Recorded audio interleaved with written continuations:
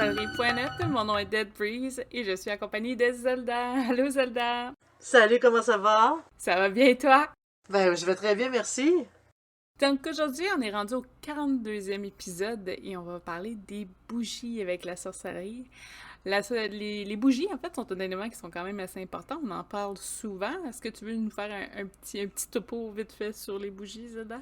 Oui, en fait, on en parle souvent parce que c'est quand même un élément très, très, très essentiel lorsqu'on veut faire des rituels ou tout simplement faire de la méditation. Les bougies, c'est autant un élément d'ambiance, un élément d'énergie, que pour littéralement apporter un peu de, justement de la lumière dans ce qu'on veut faire, dans notre rituel ou dans notre spiritualité. Initialement, les bougies ils font partie intégrante de tous les types de religions parce que justement, on la voit comme une lumière spirituelle, on la voit comme l'espoir, porteur d'espoir, établir une forme de médiation, lumière divine. Ça apporte la révélation parce que c'est porteur de lumière. Les bougies, étant donné qu'on les allume justement, qu'elles apportent la lumière, elles sont reconnues pour éloigner le mal. Elles sont reconnues aussi pour éloigner les mauvais esprits. C'est pour cette raison-là qu'il y a beaucoup de rites dans lesquels on amène des bougies, comme par exemple les naissances, les mariages, les fêtes d'anniversaire, où est-ce qu'on rajoute à chaque année une nouvelle bougie sur notre gâteau d'anniversaire. Ça a vraiment une grande signification parce que c'est comme un renouveau, un redébut. Euh, oui, il y a certains rites où est-ce que pour éloigner justement les esprits malins, on allume une bougie. Dans les rituels, c'est la même chose. La bougie apporte la lumière, apporte l'énergie du feu en tant que tel et est quand même très, très, très essentiel, peu importe le type de pratique et peu importe le type de religion qu'on pratique aussi en même temps. C'est pour ça que, bon, mais par exemple, dans l'Église catholique, c'est les cierges qu'on allume justement à la pensée d'une personne. Quand on veut envoyer de l'énergie, ben la bougie elle-même émet cette énergie-là.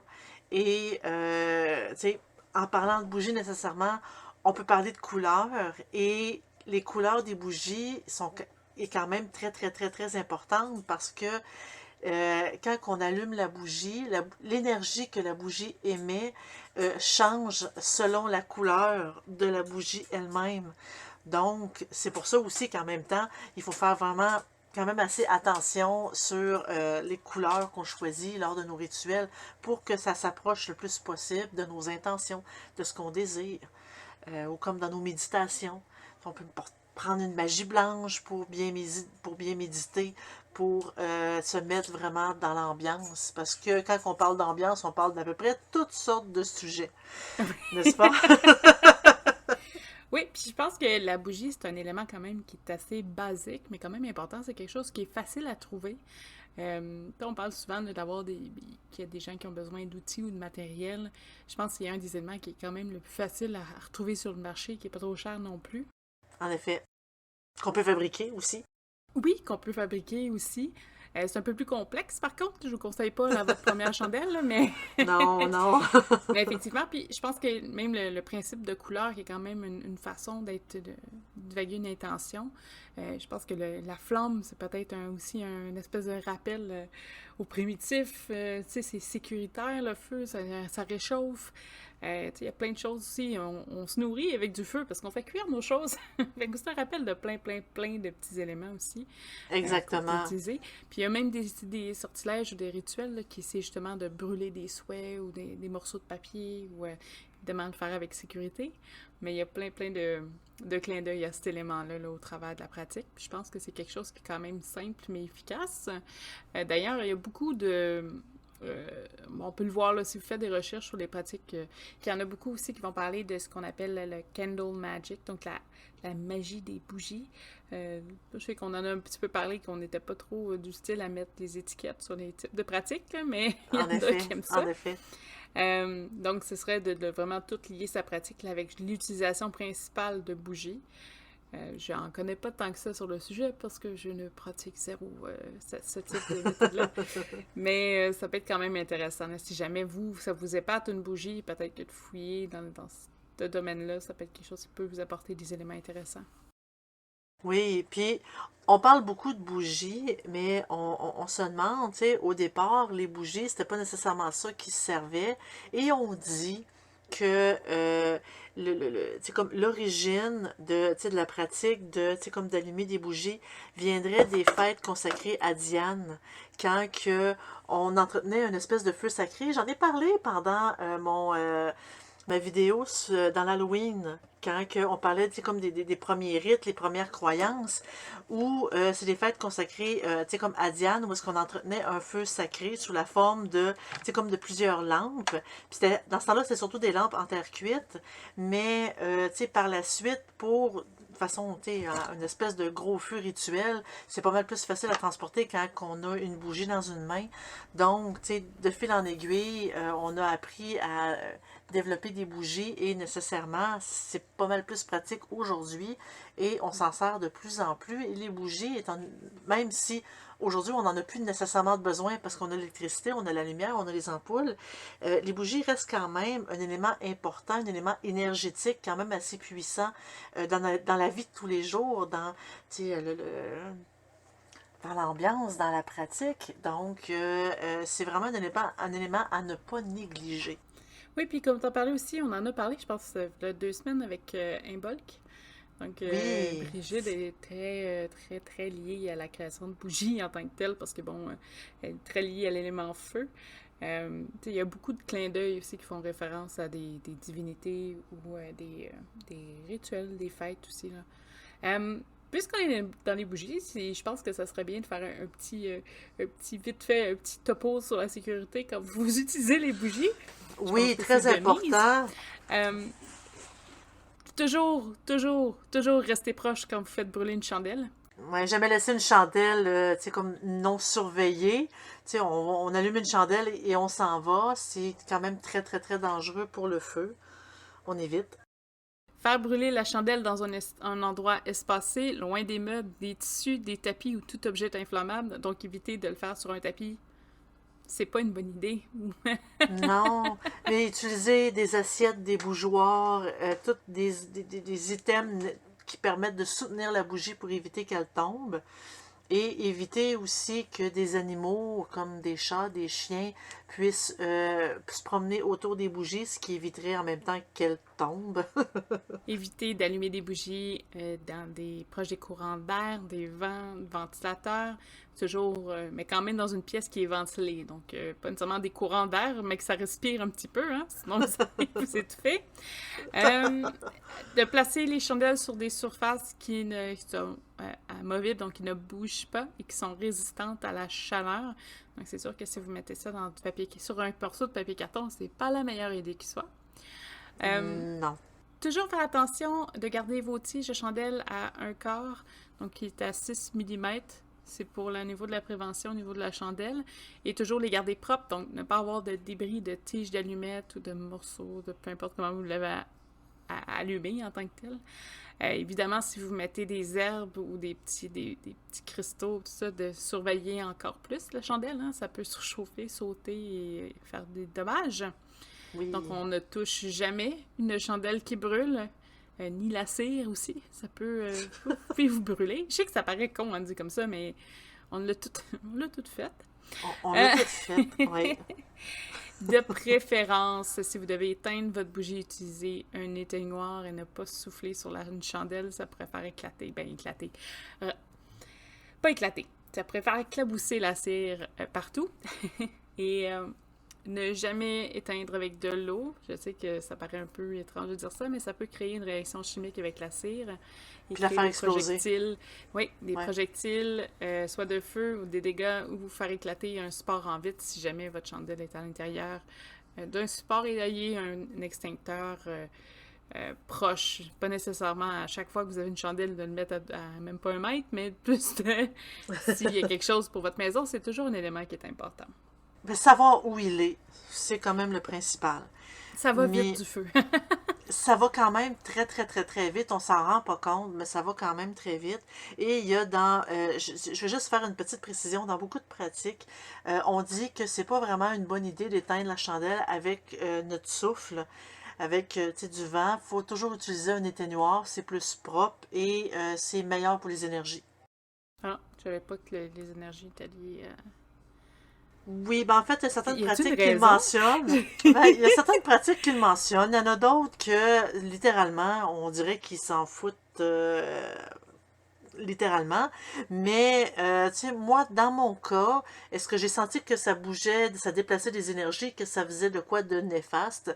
Non, j'ai jamais rien ressenti de la sorte. Mais je me suis dit que peut-être que ça dépend de la pratique. Peut-être que dans certaines pratiques, ça demande un peu plus de précision, un peu plus...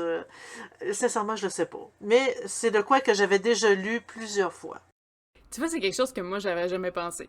Que ça déplaçait des énergies. Ben, la bougie en tant que telle est un vecteur d'énergie. Oui, Donc, mais que, je sais pas, juste souffler, ça chamboule toute ta chandelle, mettons. Les énergies de oh, ta chandelle. J'aurais pas pensé à ça. c'est...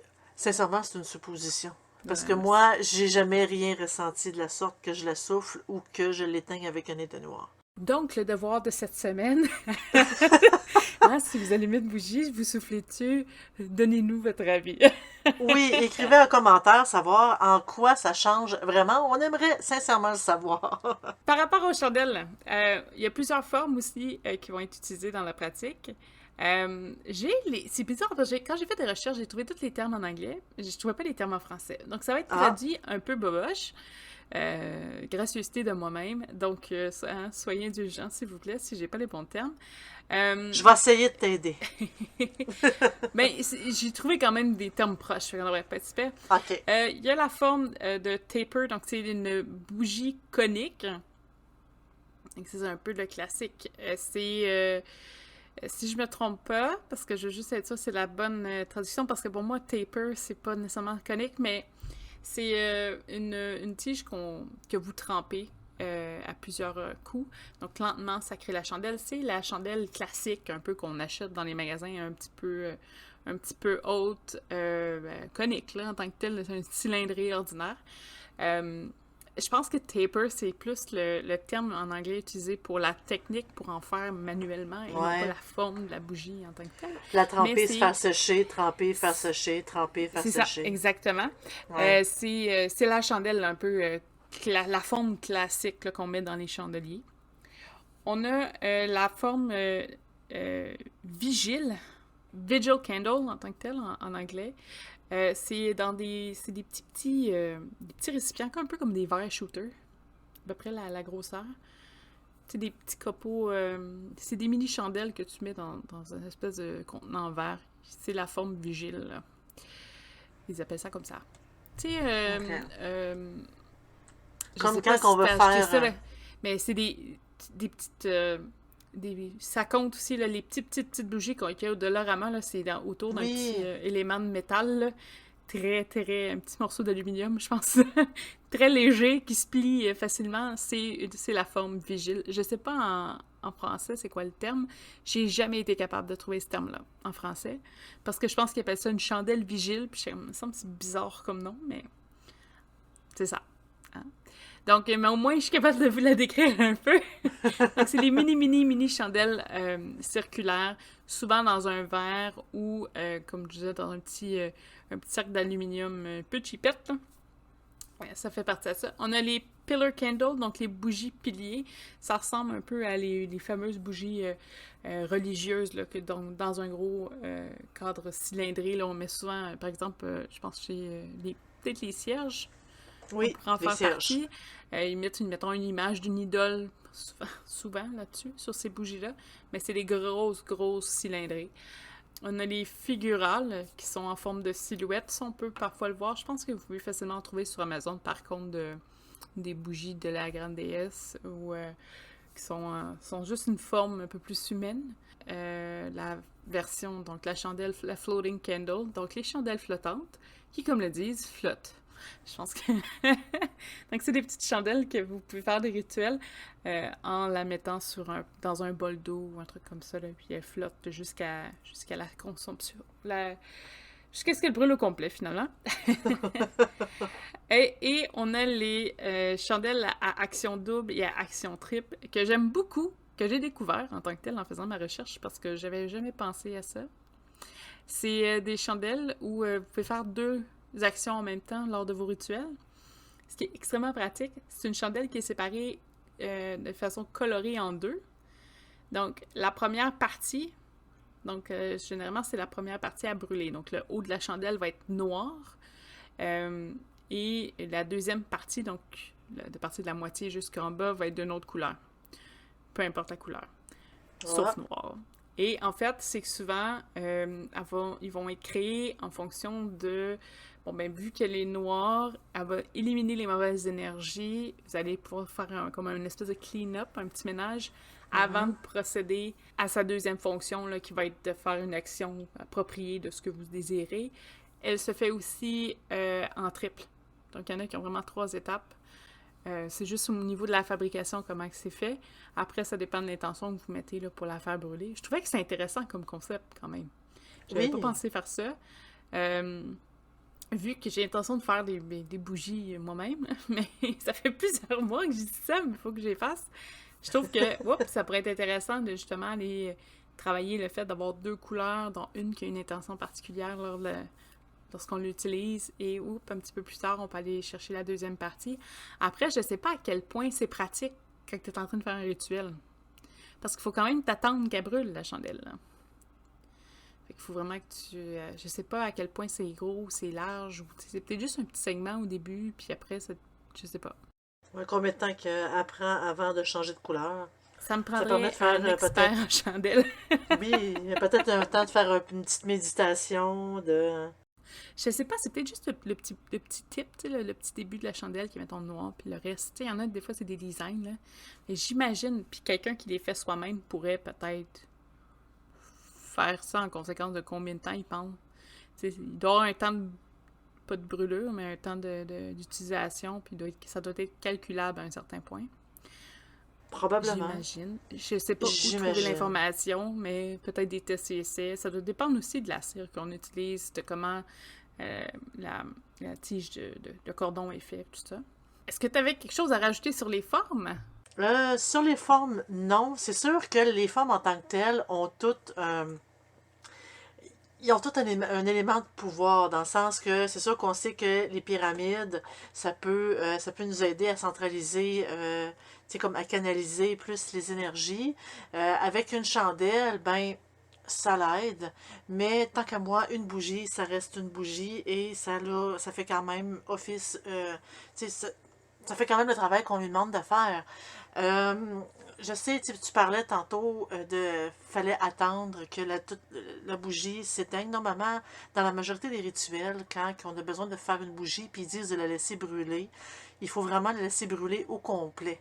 Donc, quand on choisit une belle grande bougie, ça risque d'être long. J'avais lu en quelque part qu'un bon truc, c'était de mettre une aiguille dans la bougie et d'attendre jusqu'à temps que l'aiguille tombe et on pouvait justement éteindre la bougie par la suite avec un éteignoir et ça nous permettait de réutiliser la bougie parce que c'était comme considéré comme ça s'était consumé au complet. Est-ce que ça fonctionne pour de vrai? Je ne l'ai jamais essayé. C'est vraiment de la lecture. Ça serait à vérifier puis à valider. Si vous avez des commentaires, gênez-vous pas pour les écrire aussi pour ça. Sinon... Mais techniquement, en tant que tel, puis je sais que ça va paraître un peu peut-être difficile difficile à entendre pour ceux qui sont vraiment fans des bougies, mais quelqu'un qui achèterait des grandes bougies, tu peux les couper en 2, là. Je veux dire, il y a façon de travailler ta bougie pour casser un peu le temps d'utilisation. Il y a aussi une façon de choisir sa bougie, parce que si on n'a pas envie de rester 3 heures en face de la bougie le temps qu'elle se consume complètement, on peut choisir des mini bougies, comme on parlait au début. Ben, j'en ai reçu dans mes boîtes. Oh, oui, ben moi aussi. Souvent, Oui, mais souvent. J'ai reçu des grosses, puis j'ai reçu des courtes. Puis c'est justement quelque chose que j'avais trippé, c'est que oui, elle brûle, mais ça brûle pas une éternité. Je veux dire, tu as le temps de faire ton travail. Parce qu'un rituel, ça prend pas 5 secondes non plus. Il y en a qui c'est non. assez rapide, mais généralement, il y a un temps de méditation, de focus, tout ça. Fait que ça prend un certain temps. Euh, Probablement pas pour faire passer une grosse bougie pilier, mais des petites chandelles, ça devrait être correct. Donc oui, ça se fait. C'est sûr que c'est ça. Des fois, on n'a pas le choix, on prend tout ce qu'on a, comme on dit, avec les moyens du bord. Mais ça dépend. Une grosse bougie pilier pourrait être très très très utile lors de rituels de groupe qui s'éternisent en longueur. Oui, il y Tu a sais, ça. des rituels de 3, 4, 5 heures parce que ça se passe en groupe puis qu'il y a beaucoup de choses à faire, à dire et à méditer. C'est sûr que des grosses, grosses, grosses bougies, c'est quand même très très très utile. Oui, oui, je suis complètement d'accord. Ça n'enlève pas. Je dis pas que c'est pas bon. Je dis quelqu'un qui fait quelque chose de solitaire assez rapide, c'est peut-être pas son meilleur choix. Non, en effet. Euh, pour les bougies, je vais peut-être juste faire un aparté vite fait sur les produits utilisés. Parce que au fil, ben, on essaie de faire des vidéos pour le YouTube et de la création. Parce que, bon, quand on a commencé, je faisais des streams créatifs un peu. Je vais peut-être essayer de recommencer avec justement le principe de bougie. Fait que je fais des tests. Parce qu'avant de vous présenter quelque chose, je veux au moins l'avoir essayé au moins une fois. Ce qui est normal un petit peu. Mhm. Euh, Puis ce que je trouve important, c'est qu'on est souvent dans une espèce d'ère où on fait beaucoup de do-it-yourself, donc de trucs maison en tant que tel. Et surtout durant le temps de présent, là, avec la pandémie, je pense qu'il y en a beaucoup qui ont développé des talents pour créer des choses manuellement, et les bougies en font partie. Les bougies, ce qui est intéressant, c'est qu'on a 3 types de cire majoritairement qui sont utilisés pour faire des bougies. Là, on retourne pas la graisse dangereuse de l'époque. On y va vraiment avec des moyens un peu plus modernes, Moderne. mais efficaces et naturels. On parle bien sûr bon, il y a la paraffine qui est quand même assez populaire. On a le soya et la cire d'abeille. Je n'ai pas utilisé beaucoup la paraffine et le soya. Le soya, c'est mon prochain test, je crois. Faudrait que je valide, OK. j'ai acheté, je pense, un kit pour ça. Toutefois, j'ai travaillé avec la cire d'abeille et j'ai trouvé ça génial. Je vais vite fait vous faire la différence parce qu'il y a des différences. Et je pense que pour certains qui aiment les produits naturels, c'est savoir qu'est-ce que vous achetez quand vous faites vos achats de chandelles, ça peut être intéressant. Donc la paraffine, c'est quelque chose qui est vite fait, là, un petit peu plus chimique que les autres produits. Un peu plus travaillé, un peu plus... Là, je sais pas si ça s'est amélioré. Je sais juste que niveau... Mettons, quelqu'un qui va être très huppé dans le naturel, c'est pas l'idéal. Toutefois, je sais que pour les rendus de couleurs, c'est souvent ce qui est utilisé. Soya aussi.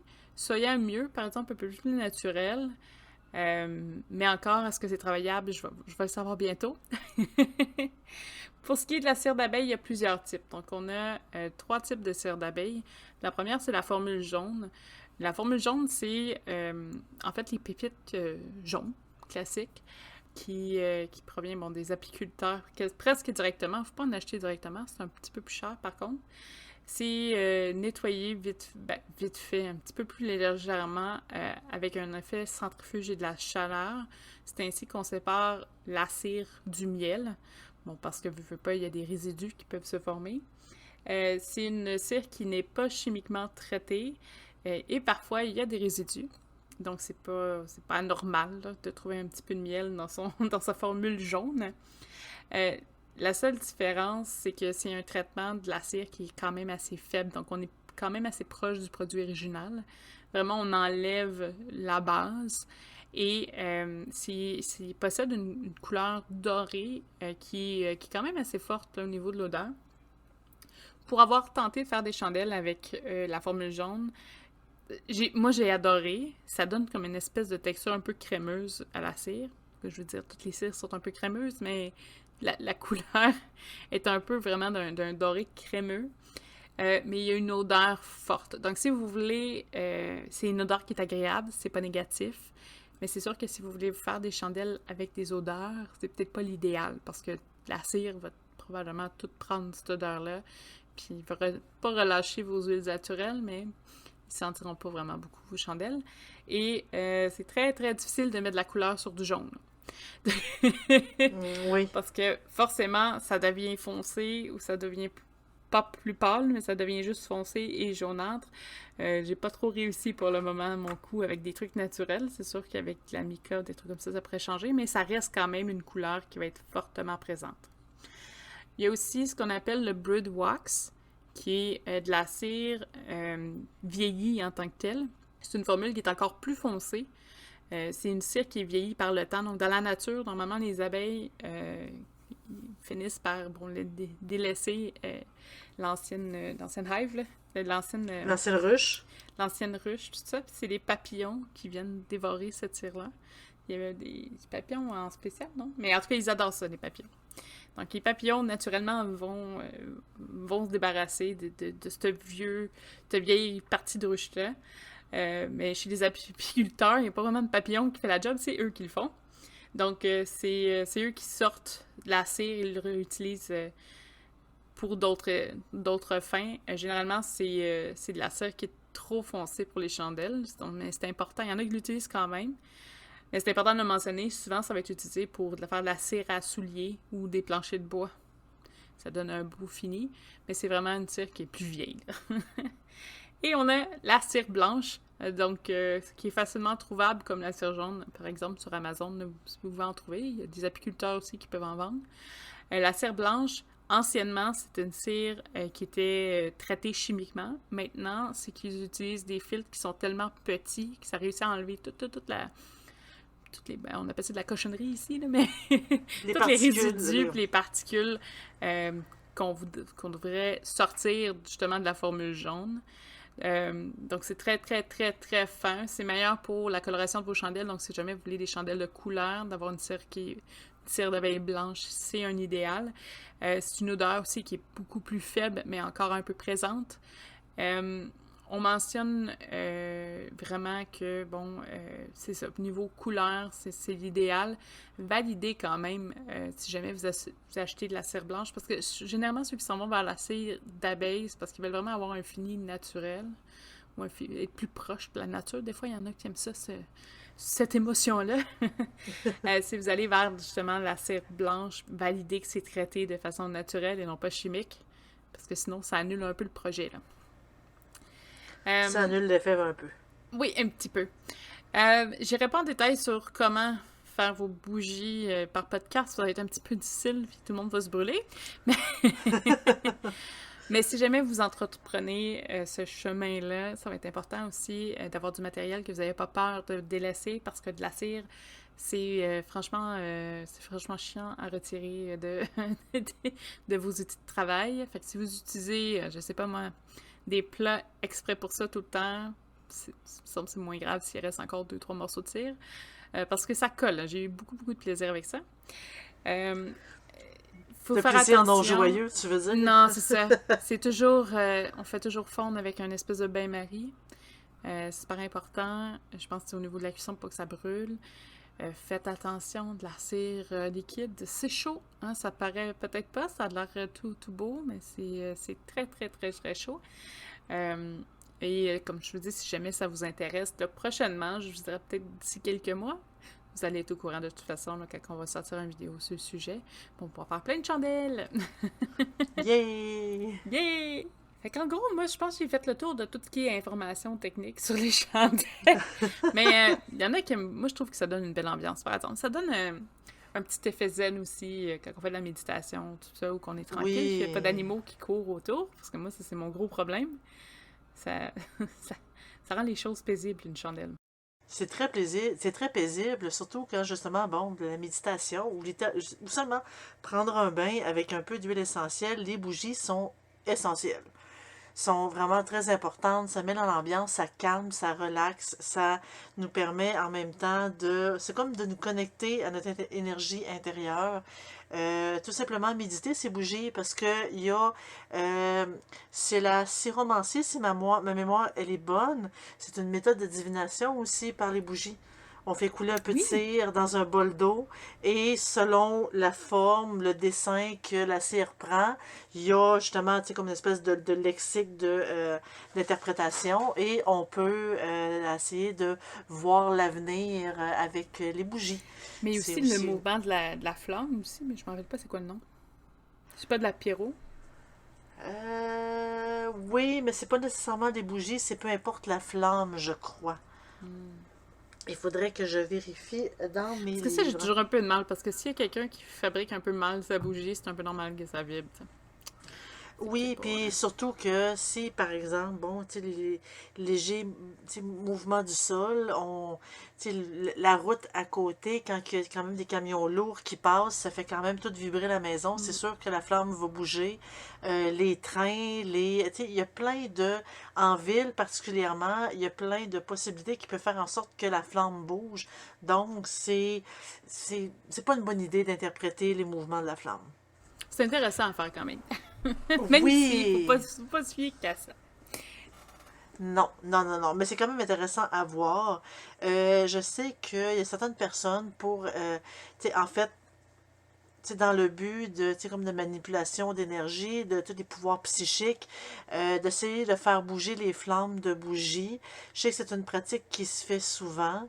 Tu sais, tant qu'à moi, oui, ça peut se faire, mais justement, étant donné toutes les vibrations au sol, c'est facilement interprétable pour dire oui, ça fonctionne parce que je l'ai vu bouger, quand c'était peut-être tout simplement un camion qui passait comme dans la rue en face. Donc, on peut facilement se tromper, là, parce que c'est très, très, très, très, très sensible. Parfait, je pense que ça conclut un peu notre podcast sur le sujet. Oui, c'est sûr que tu sais, les bougies, comme je disais, les couleurs ont quand même son importance. On n'ira pas jusqu'à vous dire, bon, comme choisissez telle couleur si vous voulez faire telle chose, parce qu'il y a tellement de couleurs, il y a tellement d'interprétations possibles, et même certains livres se contredisent sur les, sur quelle couleur utiliser, Les selon quel type de... correspondances, ouais.